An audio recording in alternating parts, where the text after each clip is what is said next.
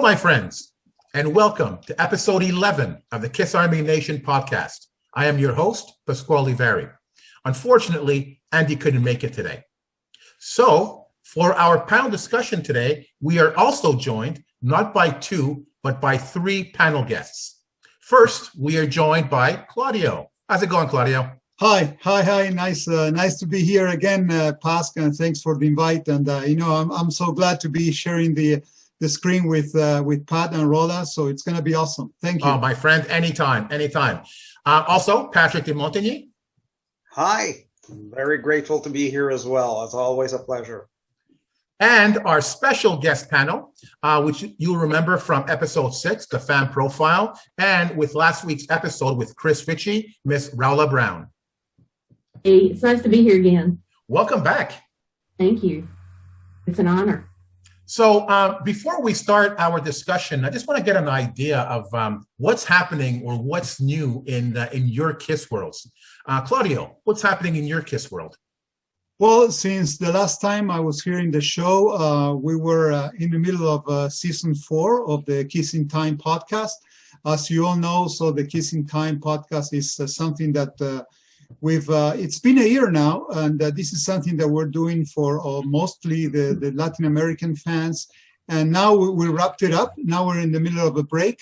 We're going to resume, the podcast maybe in the next couple of weeks. So now we're taking vacation, and it's been going well. So we had a lot of fun, a lot of invitees in the show, and it's been great. So it's going really, really well. Oh, fantastic. Cool. Glad to hear it. Patrick, what about you? What's new in your KISS world? Well, I'm just about done finishing my ultra long overdue new KISS room in the basement. It's not the whole basement. It's a section of room that I organized for that. Lots of work because I pretty much had to start from zero with all the walls and everything. So now I'm done painting. I've just started to put back the stuff in, but I'm not in a rush to put up all the stuff. I want to plan it in our, I have a concept, if you will, that I want to do is going to be like 3/4 is going to be the start to 1983. And then maybe a quarter with pretty much the rest, what I can do. So I want to have the impression when I go into my KISS room that mostly I'm back into 1978, kind of thing. Okay. Nice. Yeah. So that's a lot of fun, but hard work, but fun. It has to be fun and everything. So, I'm looking forward to that. So, but it's a lot of work for sure. I mean, I'm not a very handy person, but I discovered newly talents. So it's all good. So I'm looking forward to it. It's going to be cool. We can't wait for the grand opening, eh? So once we're going to be done. For sure. That'll come. Nice. Looking forward to that. Come. Yeah. And Rolla, how about you? What's happening in your KISS world? In my KISS world, I'm helping you with the podcast. It's been great. This is the second time I filled in for Andy, and it's always interesting to talk to everybody, to meet new people. And, I still have our KISS Army page that it does pretty well, and we try to post on that every day. But this has been really nice, I'm enjoying it, even though I'm a little nervous. I'm enjoying it. But no, I really appreciate the fact that you're able to step in last minute, willing to do anything, no worries, no concerns. I really appreciate that. Speaking for myself, I agree with you, Rolla. For me, it's my KISS world right now is this podcast. It's I feel like I'm reconnecting with the fans again, making new friends, and I'm able to have discussions with fellow KISS fans about my passion, which I don't have in the real world, and a lot of, we've had a lot of fantastic episodes, looking forward to a lot of fantastic episodes that are coming up. I'm especially looking forward to next week's episode. You'll have to wait and see, but I think you're really going to enjoy it. And there's a certain amount of anticipation that I get before every episode and a certain amount of hyperactivity after an episode is complete. I just need to go for a walk and burn off energy because I come off on such a high from doing this. And with each Sure. episode, I just feel more and more comfortable doing it. I'm not a person that's comfortable in front of the camera.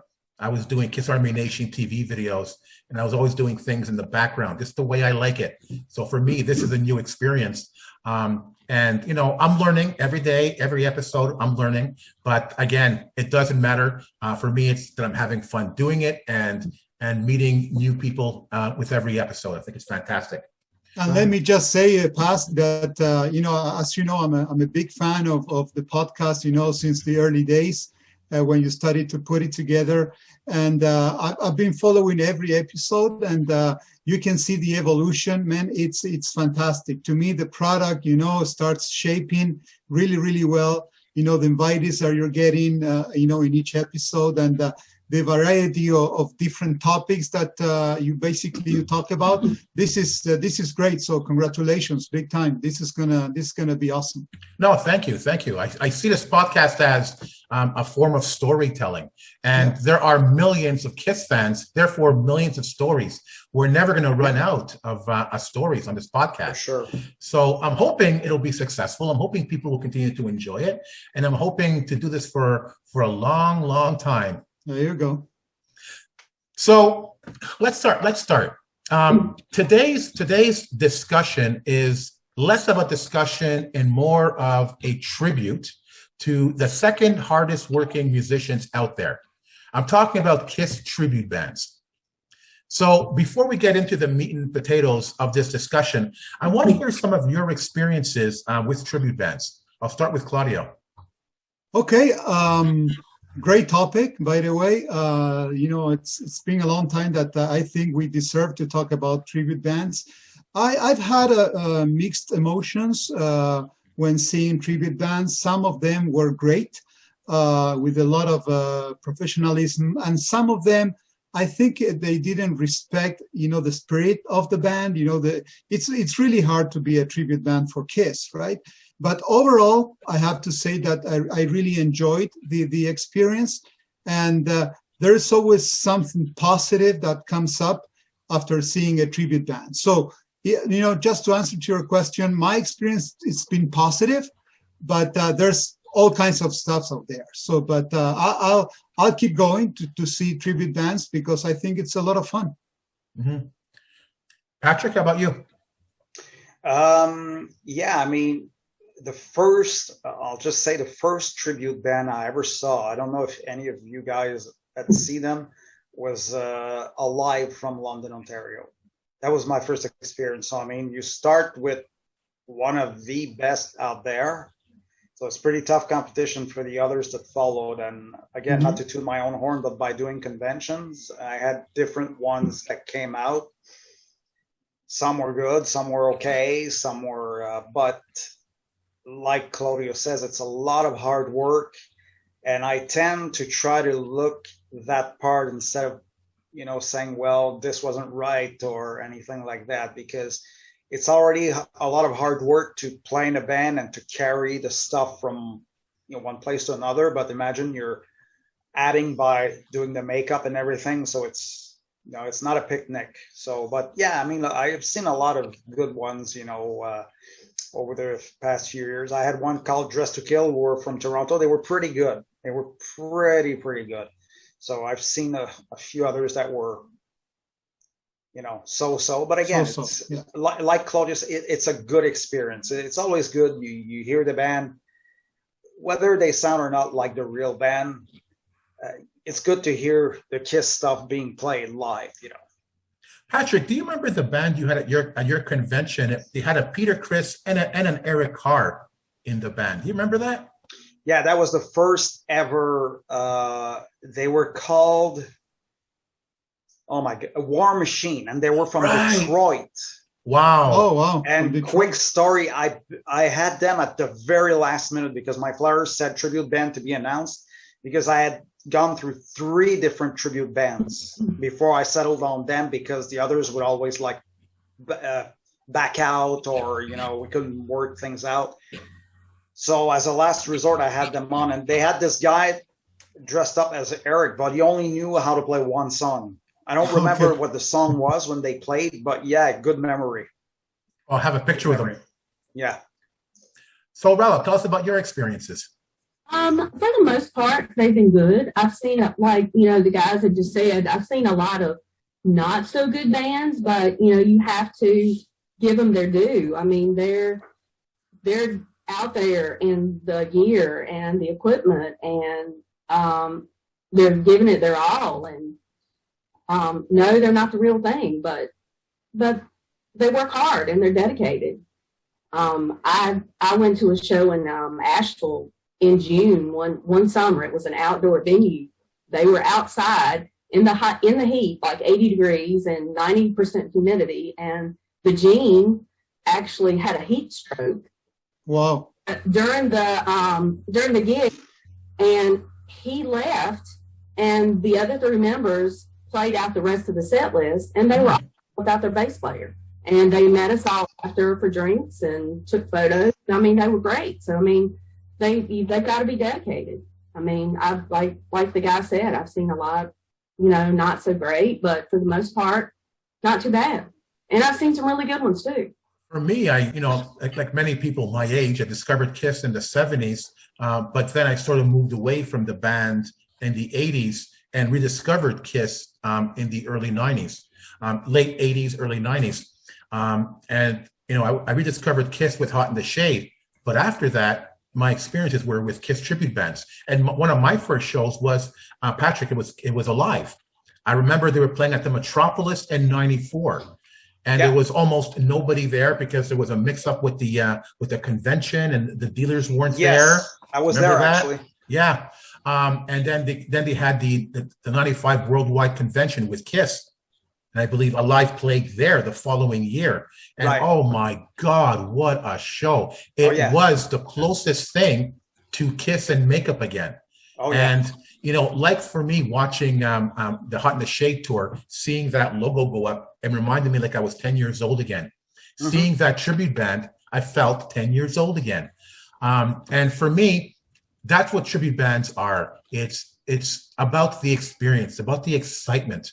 And regardless of the musicianship in the band, I think the one thing they all have in common is a passion for KISS. And they put their all up there on stage. It's like the Gene who passed out at Rolla's show, but the band continued to play. They gotta say, we're not doing this. And they continued to play. And they did it for the fans. They did it for their passion, So hats off to, all the tribute bands out there, because they really give us not just the music, but the experience. Definitely. Yeah, absolutely. It's funny, Pasky, if you don't mind, there's a band that we all know very well, KISS, here from Quebec. And I remember the last time I went to see them, it was at the drive-in on Boulevard de Carry. And that night, I remember we all stayed in the car and it was freezing. And you could see, the guys playing their hat off. And I remember Francois, he was saying, I cannot even play because his fingers were kind of, shaking. But they gave it all. So they gave it all. And, that's what it's all about. It's the passion, that drives through, it's amazing. Mm-hmm. Oh, yeah. And KISS are the epitome of passion and everything they put into their craft. It's just incredible. But, Claudio, I want to touch on something that you said about, do the bands have it or not in terms of the detail? Because we all know that KISS fans are the most loyal fans out there, but they're also the most demanding. Yeah. And when it comes to tribute bands, they just really pay attention to the details. Mm-hmm. So for each of you, how much is detail important to you when seeing a tribute band? Claudio. Well, to me, it's extremely important. Okay, but maybe you're going to agree with me, but to me, it's more about the music than the visuals. And with a band like KISS, which, the visuals take a big part of it, in my case, I really love when tribute bands play the songs really well, when they pay attention to what makes KISS so great sonically or musically. So the visuals, yeah, I get it, are important, but not as significant as the music. And, you know, whether or not I tend to kind of, you know, give it a score for a tribute band saying it's good or it's not so good, to me, it's about the music. So when I hear something, you know, that these guys, they really respect, you know, the original, you know, a version of a song or a specific live version of a song, when they nailed it, to me, I buy into that. You know, that to me is the detail. Patrick? Yeah, like to me, excuse me, to me, it's all about the presentation. If I'm going to be told that, okay, this is the ultimate KISS experience, to me, it means that they're going to go all the way to make you feel like you're watching KISS on stage. Whereas if it's a tribute band that doesn't say that, they say a tribute to KISS, I'm going to be a lot more indulgent. I'm not going to be as, like you said, demanding with the details. I'm going to go, okay, well, they do a pretty good job, you know, and if one guy has a different costume for a different era, I'm not going to make a big deal out of it. But if it's presented to me as this is the ultimate KISS experience, like the next best thing, then I'm going to say, well, in this case, you might as well go all the way, you know. You know, I think there are different kinds of tribute bands out there. The ones that do like the real thing as close as possible, both musically and visually. And you're going to have the ones that are going to say, well, yeah, we're going to have the costumes, we're going to play the best we can, but we're not going to present ourselves like more than we are, you know. Because like, yeah, just for an example, on a side note, Genesis, there is a band, I don't recall, I think they're called the Musical Box. Yeah. They do the Genesis, the Gabriel era, but I noticed that even the guy that plays the bass player, Michael Rutherford, he has the same kind of shirts, guitars, and hairdo. So I thought, okay, well, they really want to make you relive like you're in 1973. The visuals too, yeah. Yeah, so two different kinds, two different beasts out there for tribute bands, I find. Raula, how about you? I'm more like Claudio. The music has to be on point, you know. They have to get the riffs right, and they have to get the chords right, and of course the lyrics, and you know, everything else is just kind of icing on the cake to me. I have noticed, and I don't know if you guys have noticed this, but in a lot of the bands that I've seen, the ace actor is always on point, always. Yeah, you know. And I say actor because that's what they are. They're like actors in front of a screen. I mean, they're playing a part, and usually the Paul is always on point too. The other ones, not so much. But if the music's there, that's the thing. I mean, that's why we go. You know, it's like you said. It kind of takes you back to a point in time. Yeah, exactly. The excitement of the band, but yeah, I think for me, it's the music too. It has to be, you know. It's interesting. You say it's the music, and of course, it is the music. For me, I guess it's like I said before, it's the experience, and I guess in order to get that experience, you have to get the music, individuals. Does it have to be perfect? No. But do I have to feel like I came out of a KISS experience? Yes. That means, can I sing along with the lyrics? And if I go, wait a minute, that doesn't sound right. Okay, then I might go, you know what? Whoa, you know? How do they look visually? How excited are the fans? Because it's interesting, when fans are excited, we tend to talk to each other, get to know each other, and just bond over the experience. I remember seeing a Live 75. I see them pretty much every year. But their first show, I forget which year it was in, but they really recreated the Live 75 experience. Patrick, you're talking about the ultimate tribute bands. They never said they were the ultimate band. They never said they were a tribute band either. They were a production. It's almost like going to see a play. And what happens in front of the stage is just as important as what happens in the audience.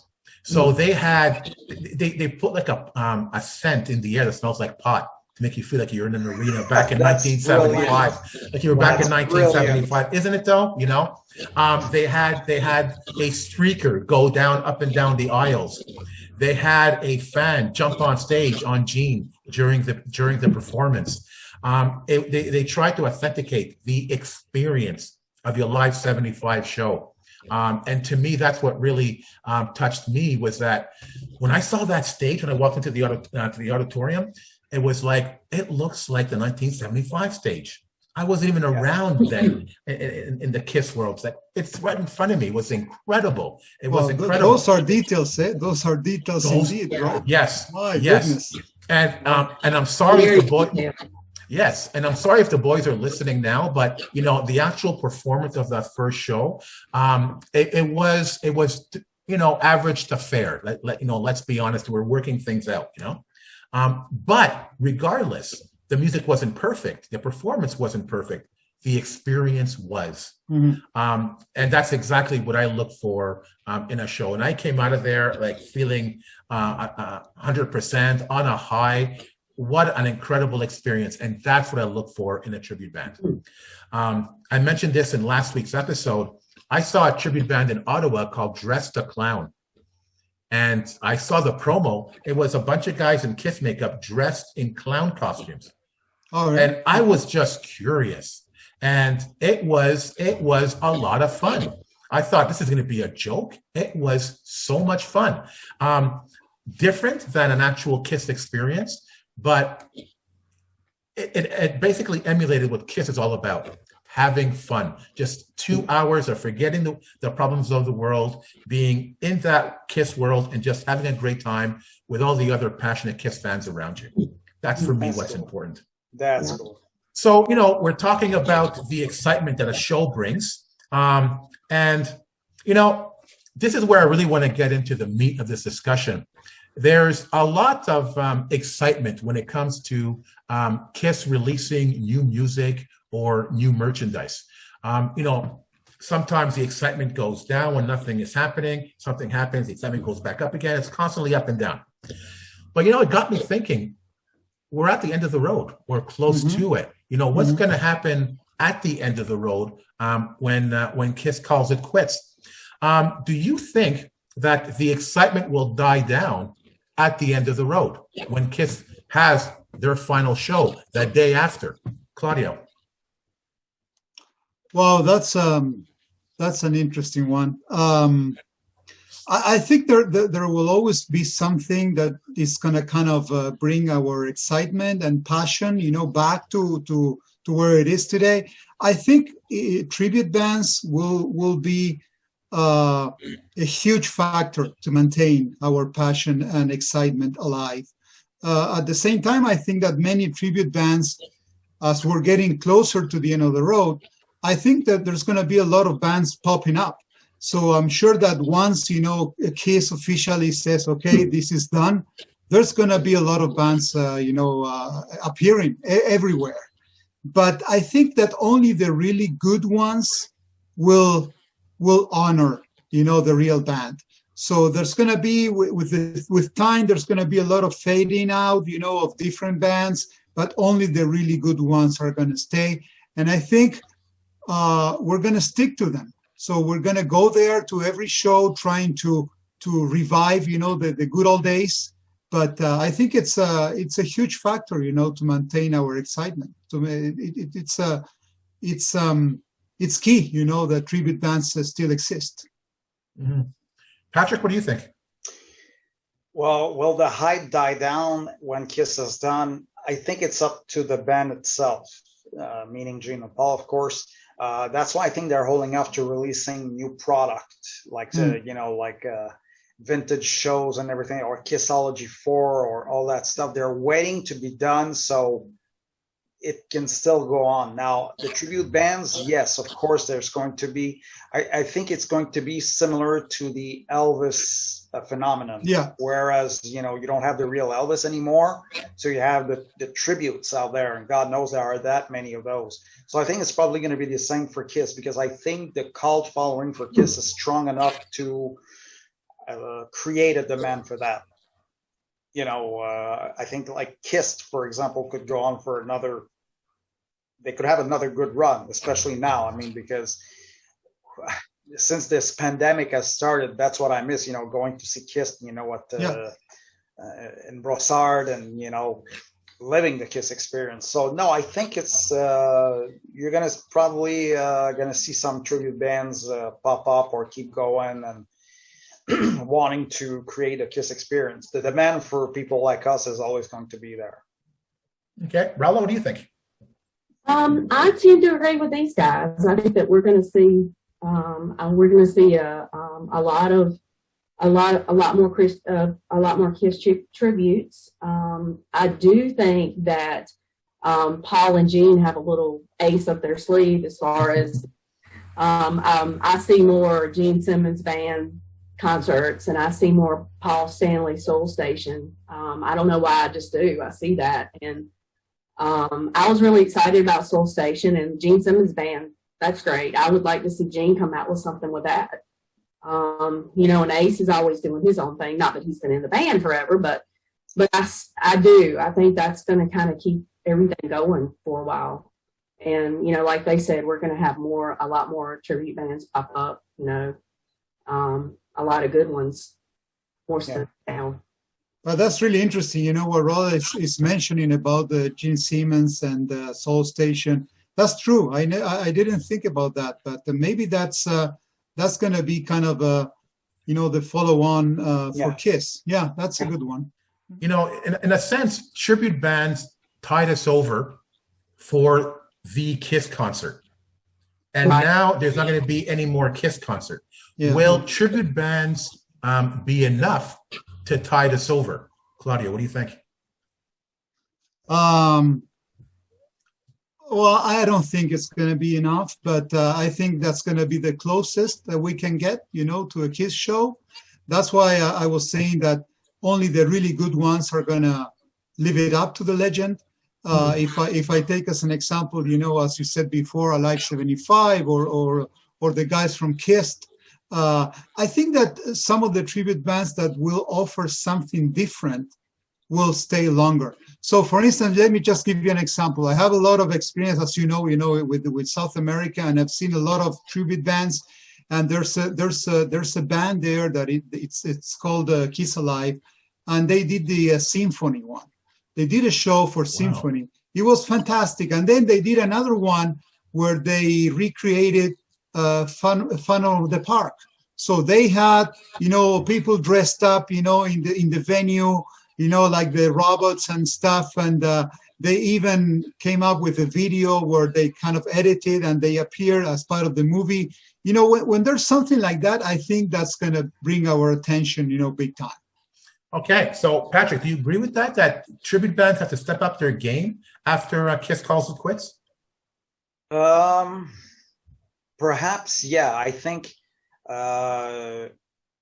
because, see, that's the thing. Again, I'm going back in the past, but when we had seen Alive, there was no Kiss and makeup. Right. This was not without makeup, and that was before the whole reunion and all of that. So there was a sort of a demand for that. They were filling a void. I think, after Kiss is done, they could fill a void, but yeah, we're going to be a little more demanding this time. But I think I like what Claudio said about the bands having like these different ideas, like there's going to be more like themes. Yeah. I like the idea of I would love to see an Excellent Creatures Raw tribute with Vinny. Because like it or not, it's a very, very unique moment in history. So I would like to see a very good tribute to that era, so yeah, I think people are going to be a little more demanding, but in the end, I think we're all going to win and we're going to have, we're going to have something after, I'm sure. Oh, yeah. Okay. Rella, what do you think? Yeah, I think they're like they said, they're going to have to step up their game, and I would like to see more themes, within, especially maybe the Revenge era, with no makeup. I mean, that has ever been done. I don't know that that's ever been done. I mean, it could have been. I don't know.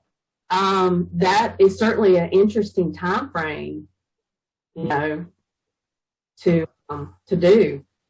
You know, KISS is so, we talked about this before, how versatile they are and how they adapted and changed their music with the times. And I think the tribute bands are going to have to do the same thing if they're going to keep us excited and pulled in about it. I often mention KISS, and I've seen them countless times, and I enjoy every show.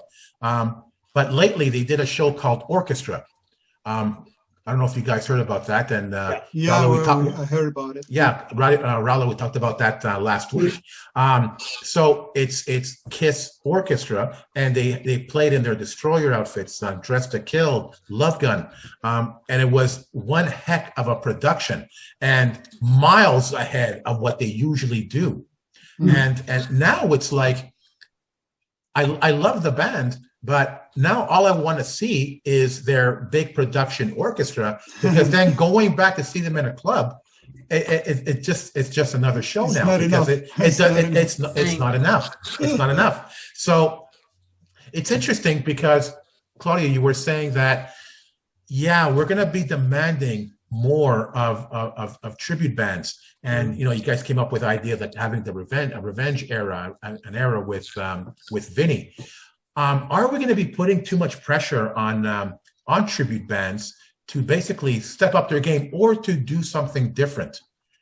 Claudio? Yeah, I think so. Yeah, I definitely think so. You know, let me just go back to something that Rolla was saying before. You know, it's interesting that we were talking about the visuals versus the music, or, you know, the two of them going together. But it's interesting that one of the highlights during the KISS cruise was, you know, Bruce's band. Okay, maybe we don't have to say that it's a tribute band, but that was a hell of a show, and everybody's talking about it. So I think that even, you know, coming up with honoring those 80s and 90s, you know, eras, this is something that it will need to happen. So even if there's no makeup or big show or anything, this is what we want to hear. So most of the fans, you know, that's what we want to hear. So yeah, definitely, they will have to step up to the plate, no question about it. Pat, do you agree? A lot of pressure. Sort of, yeah. I mean, it's. I think we're going to ask more. I think the key word here is like being versatile, seeing different things. You know, because if we feel we're seeing the same thing over and over again, we may get a little bored with it. Although, I mean, I would never turn down an occasion of going to see any tribute band, like say, okay, they do the Alive era. Okay, I know I'm going to have a good time anyway. We'll go anyways. That's right. Yeah, we'll go and we're going to have a good time. So, but yeah, I think we're probably going to be a little more like, yeah, I wish they could, we're good. Demanding may not be the right word, but we're going to be like, oh man, I wish they're going to, you know, they're going to do this. Why don't they do that? Or even like the more you said about maybe revenge era. I love the revenge era. So, I mean, that could be a pretty interesting concept. Oh, yeah. Yeah. Rollo, what do you think about that? Yeah, I agree with it 100%. I mean, you know, it's going to be difficult, but they're going to have to, because we're not going to have any other, you know, it's like they said, we're going to get bored hearing the same thing over and over and over again. They're going to have to come up with the deep cuts and, you know, a lot of the eras that we haven't heard as much of, you know, like Revenge and Carnival of Souls. I mean, yeah, true. Yeah. One thing that I want to see after KISS calls it quits is more bands like, you know, the guys that do the Ace Frehley band, the Gene Simmons band. You know, those guys could play it all. And when you listen to them, you know that you're going to hear deep cuts. I remember seeing Mr. Speed at a pre-KISS cruise party. And they did this auction for charity where people auction off songs that they want to hear. Whatever song they choose, the song that made the most money, they played on stage. And they played All Hell's Breaking Loose. They played Hate. Things that normally even you wouldn't hear from tribute bands. So for me, it would be a lot about the music and playing those deep cuts.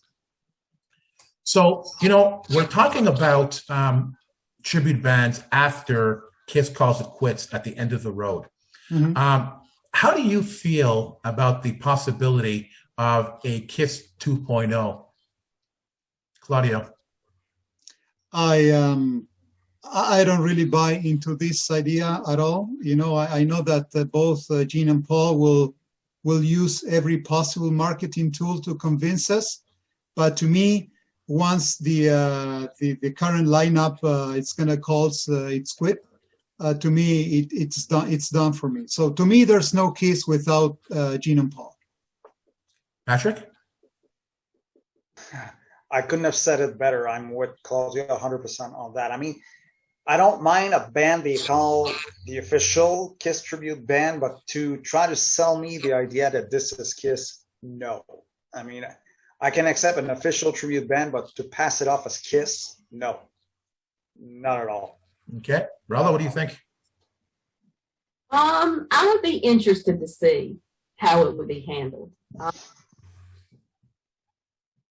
If they released new music that was co-written by Gene and Paul, and it's like Patrick said, if it was the official Kiss band, I would be interested. I'm not going to lie. But am I going to pay $1,000 for a front row seat? No. But they'd have to be good. They'd have to be really good.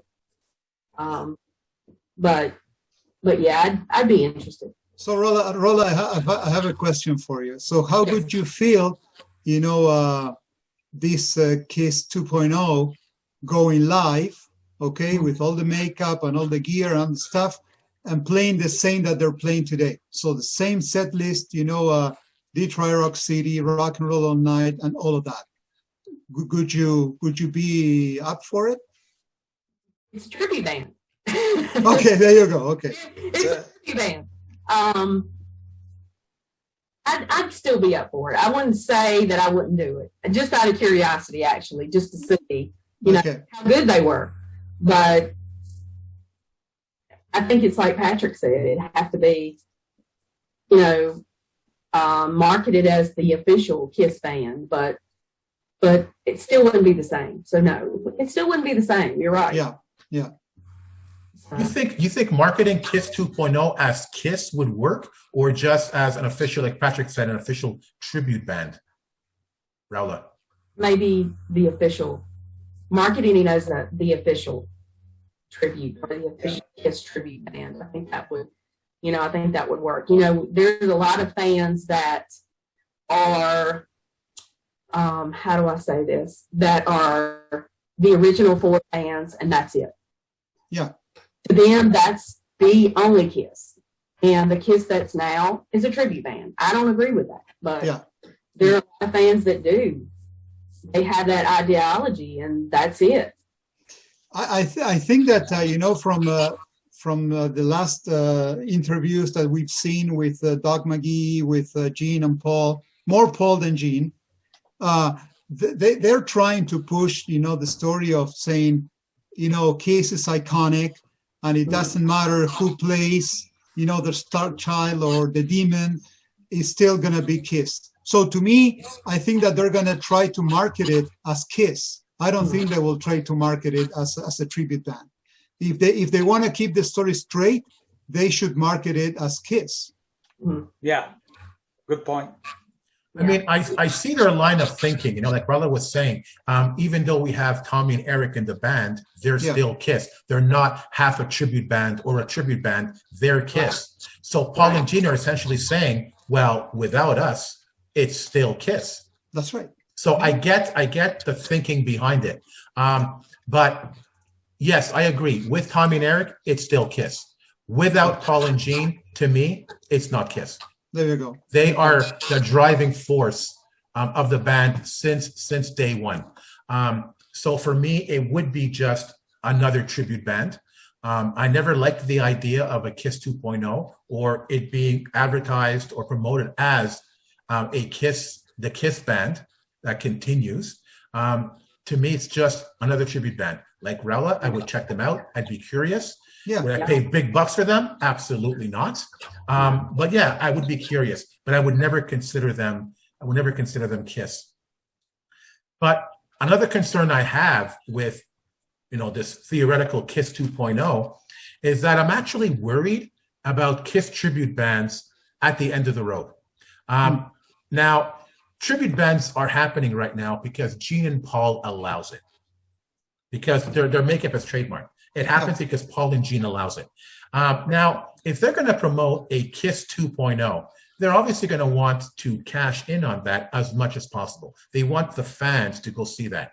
And I don't think they would want other tribute bands out there competing with their band, in a sense, So I'm really worried if this happens for the future of future tribute bands. Do you think that Paul and Gene will try to monetize tribute bands at the end of the road, Claudio? It's that's a very good question, and it's hard to say. I really don't know. Maybe not monetized, but for sure they will monitor more closely what is the offer of those tribute bands. I think they will set up high standards for those bands in order to grant permission to keep playing. I don't think, knowing Paul and Gene, I don't think they're going to put all the eggs in the same basket. So they might want to have other bands playing because it's promotion for them. But it's going to be different than what it is now. That's for sure. But I don't know. I'm not sure, Pasky, if monetizing will be the right term, but they will have more control. That's for sure. Okay. Pat, what do you think? I think it wouldn't be a good move. Now, I'm no marketing genius. I don't have any pretension of being like that, but I'm trying to think in terms of when there is a KISS happening, whether there is an expo or a tribute band, it's free publicity for them, because I believe you always have that one person in the audience that is not a KISS fan like us, but goes, wow, I didn't think they had that many good songs, so I'll go and get a CD or go online, whatever, or buy a t-shirt, whatever. You're going to have that one fan or one person that wouldn't have bought anything otherwise. Mm-hmm.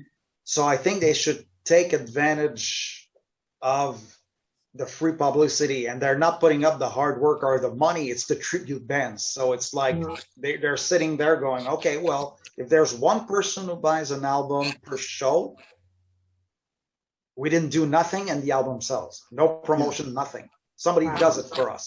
So I think it would be strange for them to say now, okay, we have our own tribute band, no other tribute band. I mean, when we go and see KISS in Brassard, what competition is it for KISS? Really? They don't even know about it. So I don't see why it would bother them. That's my opinion, of course. Okay. Rallo, what do you think? Yeah, I don't think that they're going to police that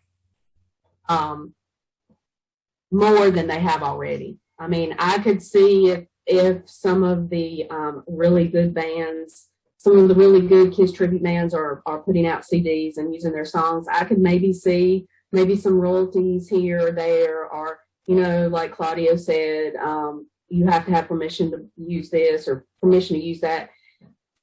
Because there are a lot of cover bands out there too that are doing their songs. So it's a lot of police work, and I don't know that Gene and Paul really want to. And it's like Patrick said, too. It's free promotion, I just don't see them policing it that much.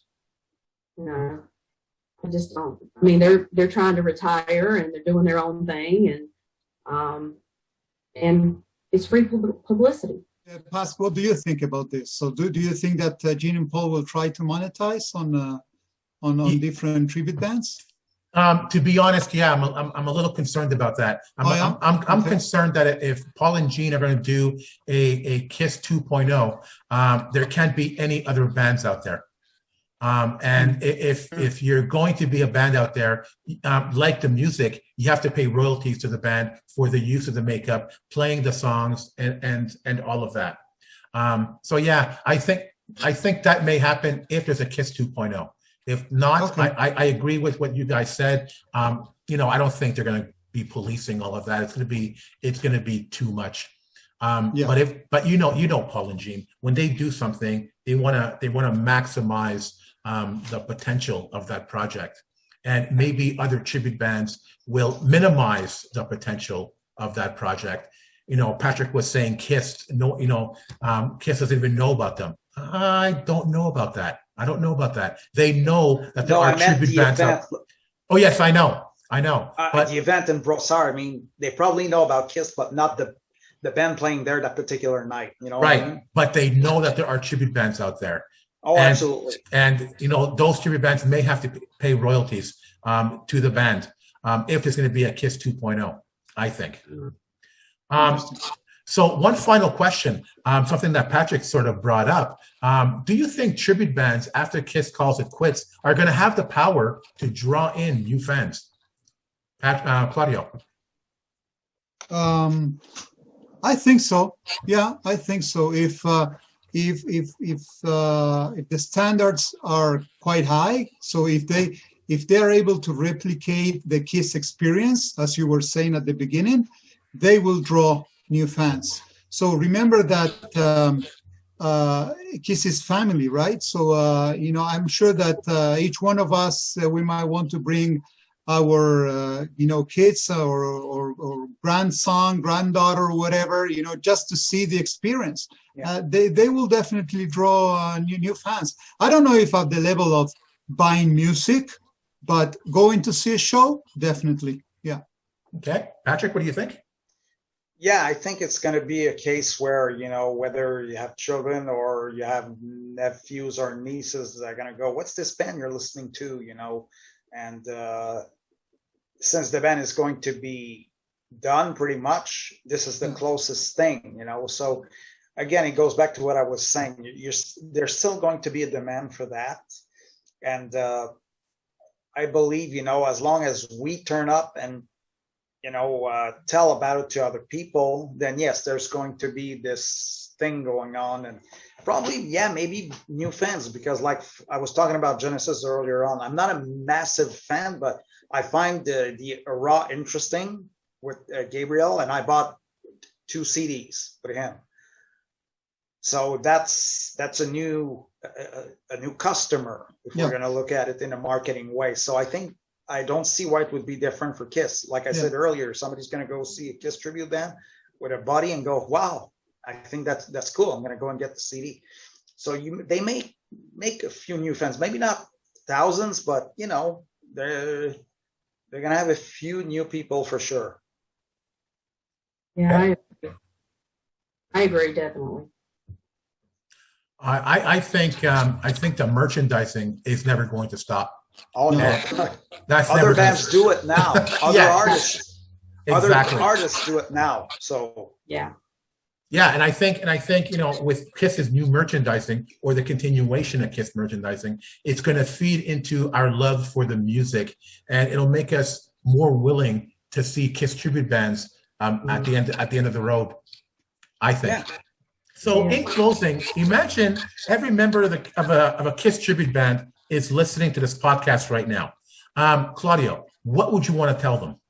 Well, I would love to express my gratitude, you know, and give them a big thumbs up for all the hard work, you know, dedication and passion that they put in what they do, and just keep it up, buddy. Keep it going.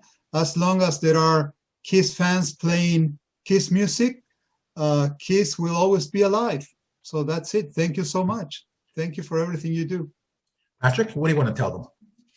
Hats off to all of you out there, whether we talked about it, whether some are good, or it doesn't matter at this point. I think you're doing something I'm not willing to do, which is put your blood, sweat, and tears into it.